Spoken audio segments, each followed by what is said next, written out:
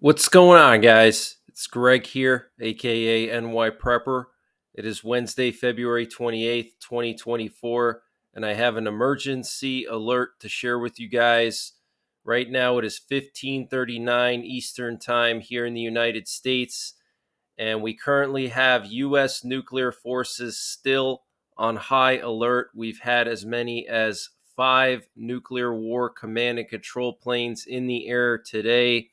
And yesterday, we also had several nuclear war command and control planes in the air, as well as a presidential doomsday plane that went to Colorado Springs, which is where Cheyenne Mountain is located. That's a doomsday bunker. It's a continuity of government site for the president and VIPs. And so this presidential doomsday plane flew there yesterday from Offutt Air Base. And we have some major breaking news coming in from Europe. So, Transnistria, which is the separatist region in Moldova controlled by Russian separatists, is now officially requesting assistance from Russia because they feel that Moldova is pressuring them economically and isolating them and potentially even planning to invade. So Transnistria is going to ask Russia, or they've asked Russia already, to annex them. And the Russian Ministry of Foreign Affairs stated they are carefully considering the request for help against Moldova presented yesterday by the Transnistria Council of Deputies, who claims they are being isolated financially from the world by the Moldovan government. Okay, so this is very, very serious, guys. Okay, if Russia annexes Transnistria or moves troops there, that's going to really create a problem for Europe because Transnistria is right next to Romania and it's also right next to Ukraine. So we definitely have to keep an eye on this and see what Putin does, if he's going to annex them or not. But Transnistria, basically a breakaway region of Moldova, similar to the eastern part of Ukraine, asking for help from the Russian government, claiming that Moldova is trying to isolate them economically. And a Texas nuclear weapons facility was evacuated yesterday due to massive wildfires that are raging in the Texas panhandle. Okay, this happened at the Pantex plant, and some of you guys that have been watching me for a while have probably heard me talk about the Pantex plant before. And the Pantex plant is the only place in the US where nuclear weapons are assembled. So it's critical for our nuclear forces, and also it is a nuclear war target. Russia would hit the Pantex plant with nuclear warheads during a nuclear war to ensure that we can't build more nuclear weapons after the initial strikes. But it's very possible that this could have been arson. I mean, who knows? It's very strange that these fires would start right next to this plant, and the plant had to be completely evacuated yesterday. They put in an emergency plan and secured all the nuclear material and evacuated all personnel. They also built fire protective barriers around the entire facility. Let me just show you guys what we have going on right now this afternoon. So here we have one nuclear war command and control plane flying off the coast of California. And here we have actually 2 nuclear war command and control planes doing loops over Tinker Air Force Base. And when they do loops like that, it's very concerning. It means that something's going on and they need to stay airborne. And then here we have a nuke sniffer plane heading from Patrick Space Force Base in Florida north. I don't know where it's going to go, but this is very interesting. And let me just read to you what the Pantex plant tweeted today. So this morning they tweeted, The Pantex plant is open for normal day shift operations for Wednesday, February 28th. All personnel are to report for duty according to their assigned schedule.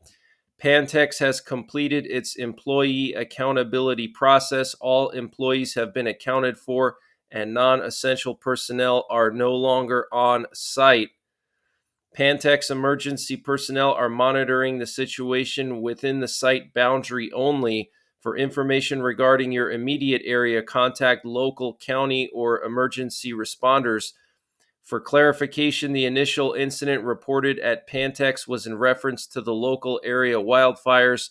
There is currently no fire on the plant site, and emergency personnel continue to monitor the situation. And then they wrote overnight, a wildfire is active north of Pantex. The Pantex Fire Department and emergency crews are continuing to ensure protection of the site. And I'll show you guys some fire maps. You'll see how close these fires are to this plant. They're literally just like 3 miles away. And this was last night. This was late last night. The fire near Pantex is not contained. Response efforts have shifted to evacuations. There is a small number of non-essential personnel sheltered on site. Wow, so they actually had to shelter on site. Pantex has a severe event emergency plan that is designed to provide guidance to responders. The Pantex Emergency Management Program is one of the best programs in the DOE complex. That's Department of Energy. Operations at the Pantex plant have paused until further notice. All weapons and special materials are safe and unaffected. Pantex personnel are constructing a fire barrier to protect plant facilities. Wow, guys. So they literally were building this barrier last night. Okay, I don't know what they did. Maybe they just used bulldozers and they made mounds of dirt. I have no idea. But it was obviously serious enough that non-essential personnel were sheltering on site and that they had to scramble to build fire protective barriers. Appropriate protective actions have been initiated for Pantex employees. Local residents should tune into the emergency alert system radio and TV stations where local officials will announce any actions citizens may need to take. So very tense situation. And this was last night. You can see all the red areas here are where the satellite detects fires. Okay, these little red squares. And this blue circle here is where the Pantex plant is located, just east northeast of Amarillo. And you can see there were multiple fires within just 3 miles of the Pantex plant last night. And then this massive complex of fires here, about 8 miles, looks like hundreds and hundreds of acres or fires, but probably thousands and thousands of acres burning with several hundred fires here. Look at all these red squares here. Okay, just 8 miles from the plant. This was last night, guys. And then you can see this huge area of fires northeast of the plant, probably just 15 to 20 miles away. So we have to pray that these fires don't spread towards this Pantex plant, because that could be a very serious situation. And here's a closer look. Okay, you can see multiple fires were within just 3 miles of the plant last night. Okay, and then this larger complex of fires just 8 miles away. That's not that far, guys. And here's an even closer shot. You can see the plant over here, and then you can actually see up here, you have these bunkers for storing munitions, it looks like. Okay, so even the bunkers are closer to the fires than the actual facility itself. These bunkers are probably even just 2 miles or a mile and a half from some of these fires here, these red squares. Okay, all these red squares were fires. Okay, now what's interesting is today, the fire map is not showing any of these fires. Okay, so here you can see the bunkers where all the munitions are kept. And this is the main facility. And you can see all the fires that were to the west and northwest have been erased from the fire map. I don't know if they did that to conceal it or if these fires were somehow put out, but this was yesterday, just last night. Okay, you can see 1, 2, 3, 4, 5, 6, 7, 8, 9, 10 fires. And then today, just 1 or 2 that are within close distance. Okay, so I don't know if they put them out. I don't know if they're trying to hide something, but we still have this massive complex of fires here just north of the plant, literally 10 to 20 miles. Okay, but it does look like some of these fires were either put out or NASA is hiding something. Okay, they don't want you to know where the fires are located. And then here we have all these massive fires. This is in the panhandle of Texas. Look at all these fires here, guys. So this is not a good sign at all. I'm going to continue to monitor the situation for you, and I will update you and let you know what happens. Here we have. And this update was sponsored by Patriot Supply. Guys, Patriot Supply is doing a discount on their 1-month emergency food supply. And to get the deal, you got to go to preparewithnyprepper.com, and the link is in the description below this video. This is a 1-month freeze-dried food supply. It has a 25-year shelf life. Normal price is $237. They've dropped it down to $177. So that's a savings of $60. And it's all packed within 2 rugged, water-resistant buckets. Free shipping is included. $177 for 1 month of food. Where are you going to find a deal like that? They also have a general store, and they're always running discounts in their general store on various prepping and survival items. They have everything from MREs, potassium iodide, to survival seeds. And to get to their general store, you got to click on the Patriot Supply logo at the top of the page when you get to preparewithnyprepper.com. And you'll see when you get there, they have everything you can imagine. So use the link preparewithnyprepper.com to get $60 off the Patriot Supply 1-month emergency food supply. That's $180 for 1 month of food, free shipping included. The link is in the description below this video. And also check out their general store. They have everything you can imagine prepping and survival related, and they're always running various discounts there. We have a picture from a nearby webcam in Pampa, Texas, just northeast of Amarillo. And the skies do look clear. I don't see any smoke, but I can't tell what direction this camera is looking towards. If it's looking towards the south, then yeah, you're not going to see any smoke or anything. I want to just show you guys some more of the nuclear war command and control planes that were airborne. So here we have one nuclear war command and control plane that was off the coast of South Carolina. Okay, so that's the 4th one that was airborne today. And then here are the 2 I showed you earlier, one off the coast of California, one over Oklahoma.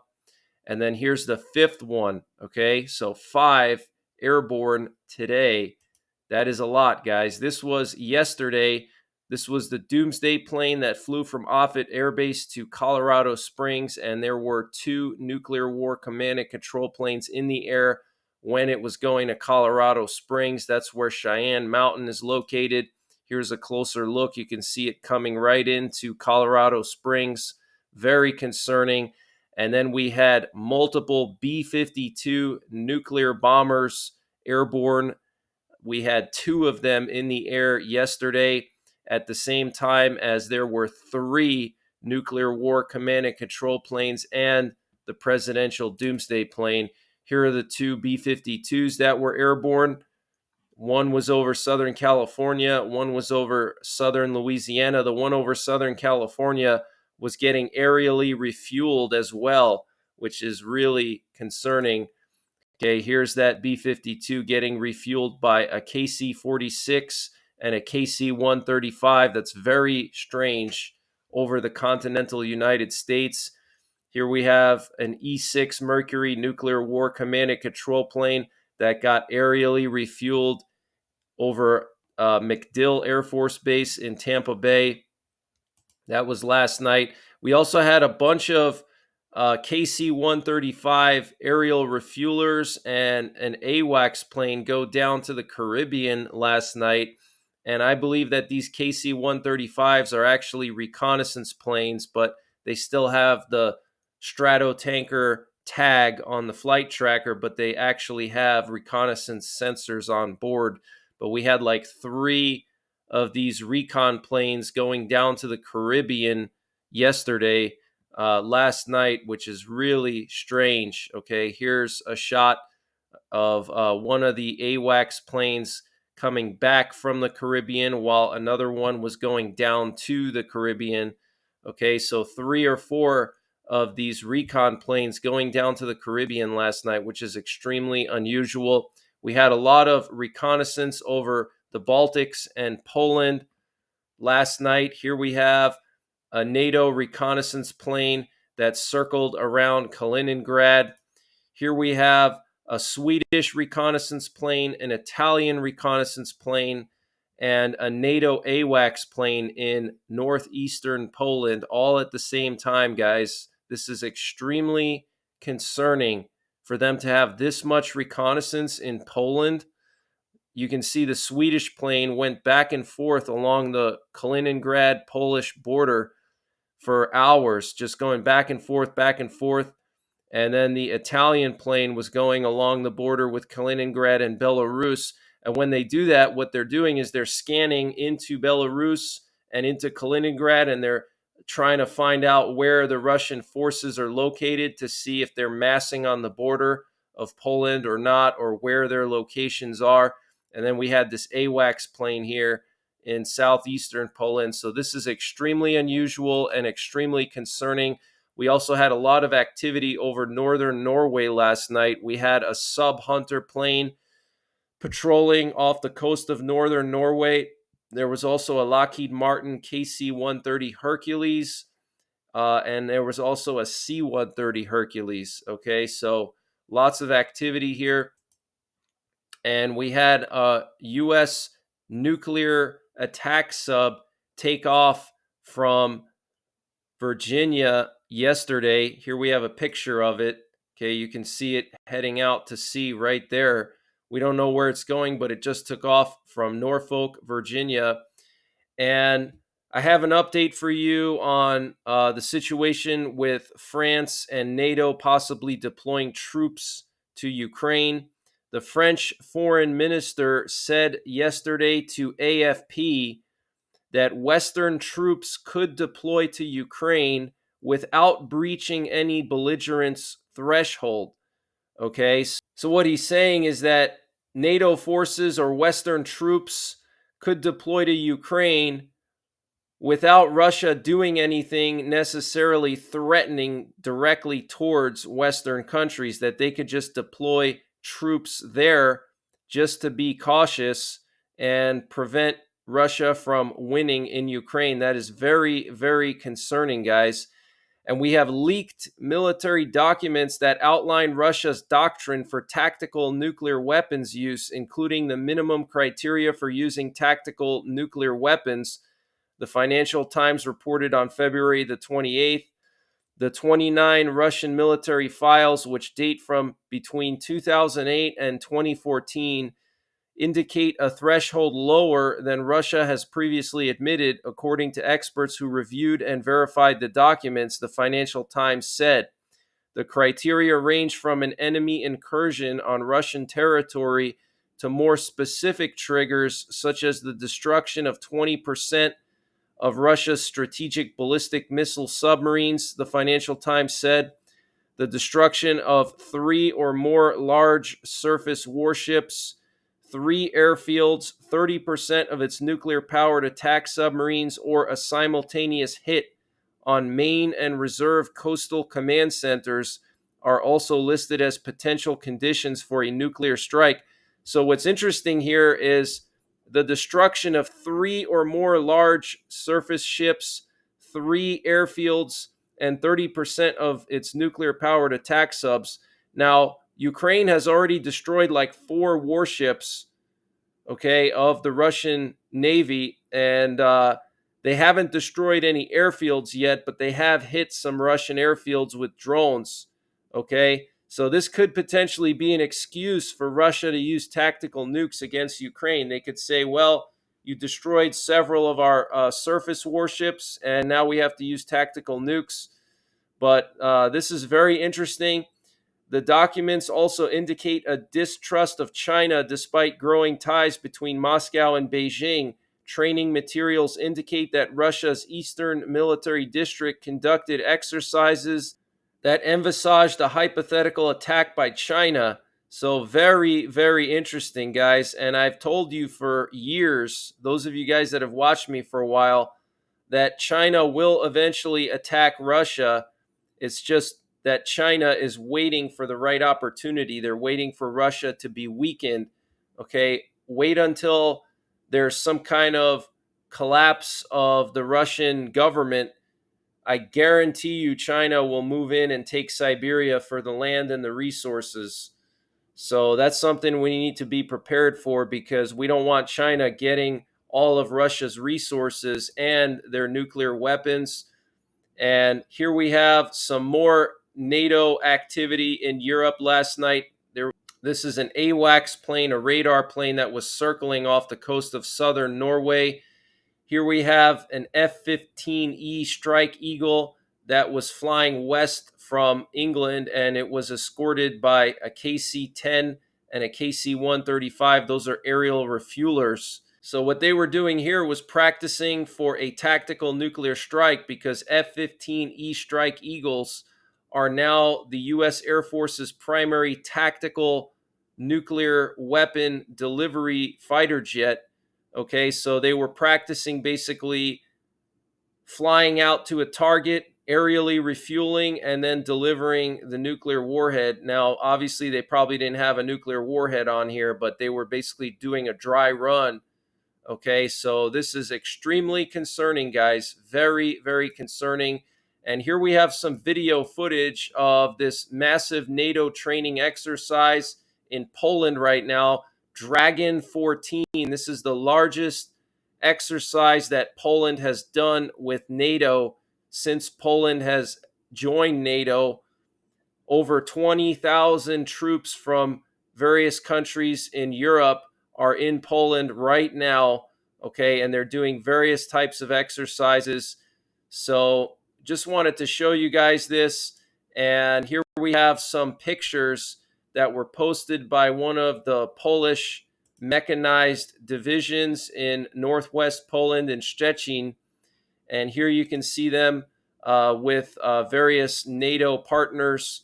And these are the Polish Rosomak armored fighting vehicles. They're some of the best in the world. Okay, these armored fighting vehicles are built off of the Finnish Patria armored fighting vehicle, but they're heavily upgraded, and they are considered to be the best armored fighting vehicle in the world, and Poland has several hundred of them. And Russian opposition leader Navalny will be buried on March 1st. That's this Friday at Moscow's Borisovo Cemetery. The funeral will be held at the Church of Aswaj Mysaros, icon of the Mother of God, in the Mariano district at 1400 hours. Okay, so we'll have to see if Friday there's not going to be some chaos in Russia. And we have breaking news. NASA announced that there's a small chance that a U.S. spacecraft could collide with a Russian satellite. And if a collision does occur, it could create a significant debris field at an altitude of about 373 miles. So this is interesting, guys. I don't know if they're trying to destroy that Russian satellite that has the nuclear weapons on it. I mean, remember like a week ago when the news broke that Russia put nukes in space, and immediately that same day we sent 6 payloads into space on a SpaceX rocket? I mean, imagine if this was some kind of kinetic kill vehicle that we used to destroy that Russian satellite with the nukes on it, and they're just warning us about it now. I mean, this is crazy, guys. And Lithuania plans to screen 18,000 Belarusians who came to the country before 2022 and require them to fill out a questionnaire that asks, among other things, their view on the Russian invasion of Ukraine. Migration Director Evelina Gudzinskati told Lithuanian news agency Elta yesterday. Okay, so they're asking 18,000 Belarusians if they support Russia against Ukraine. Very interesting. And since the early morning hours, there have been a wide ranging campaign of Israeli airstrikes targeting several Hezbollah militia sites in towns in southern Lebanon. There were also very powerful airstrikes in Damascus this evening. One of them targeted a radio station used by the Assad regime, and Syrian sources said that the airstrike was aimed at a building that served as the headquarters of pro-Iranian militias in the southern part of Damascus. So it looks like two areas were hit, some kind of Assad radio station and then some kind of building used as an HQ for the Iranian militias. Here we have a picture of one of the strikes. I believe this was the one on the radio station. And here's another look. Look at that massive mushroom cloud. That is insane, guys. That almost looks like a nuclear detonation. Okay, and I do believe eventually Israel will use nuclear weapons on Syria, on Damascus. The Bible says that Damascus will be a ruinous heap. Do you know what causes an entire city with 1 million people or 500,000 people to become a ruinous heap? Nuclear weapons, guys. Okay, I think they're going to push Israel to the breaking point and they're going to have to use nuclear weapons. Okay, that's what I think is going to happen. The Bible says it. Okay, in the book of Isaiah, you can read it for yourself. Israel has the Jericho missiles, they have air launched cruise missiles, they have a pretty sophisticated nuclear weapons program. Here we have a video showing some of the strikes in southern Lebanon. You can see this massive plume of smoke. Look at that. That is just absolutely insane. Very powerful strikes. And Hezbollah launched strikes at several bases in northern Israel. So Hezbollah and Israel are going back and forth every single day, essentially, trading strikes. And we have some breaking news that apparently a drone and some missiles targeted a U.S. base in eastern Syria. And U.S. Air Force soldier Aaron Bushnell, who set himself on fire in front of the Israeli embassy in Washington, apparently had secret information about U.S. forces fighting in the Gaza tunnels. This was reported by the New York Post. And there was apparently a cyber attack in Sweden. Apparently, the Stockholm region is on standby after a cyber attack on a hospital. Stockholm decided on Tuesday evening to go into staff mode after the cyber attack against the hospital Sophia Hemmet in Stockholm. More specifically, it is the regional special healthcare management that is activated in staff mode. In a press release, it is stated that certain security-related protective measures have been taken, which has consequences for parts of the IT environment at Sophia Hemmet's hospital area. This in turn means that some healthcare providers do not have access to the region's record system for a period of time. For the time being, manual procedures apply in certain work processes. Okay, also this cyber attack knocked out telephones at this hospital. So could be a Russian cyber attack, guys. Most likely it is because, Sweden just joined NATO. Here we have some flights over South Korea. We have this unnamed plane that was flying along the border with North Korea. And here we have another one without a call sign flying along the border with North Korea. And here we have another unnamed plane flying along the border with North Korea. This looks to be like an RQ-4 Global Hawk. So massive amount of reconnaissance going on along the border with North Korea. But that's the latest breaking news that I have. I will be back tonight with another update. So make sure you're subscribed. Hit the bell icon down below so you get notified when I post these updates. And until next time, take care, God bless, and don't forget the 3 Ps: prepare, practice, and persevere.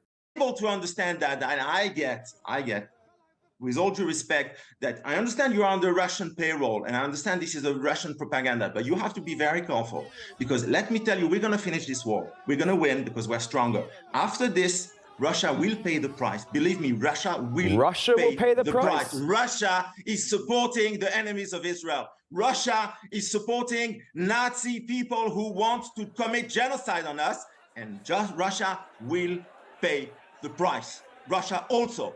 Now, listen to me very carefully. We are going to finish with these Nazis. We're going to win this war. It's going to take the time it's going to take, but we're going to win this war. Afterwards, we're not forgetting what you are doing. We're not forgetting. We will come. We will make sure that Ukraine wins. We will make sure that you pay the price for what you have done. You as Russia, and you and as all the enemies of Israel, and you as all the people who are now making everything they can to support genocide of the Jews in Israel. We are not forgetting. We are not forgetting. Remember exactly what I'm saying now. You will pay the price.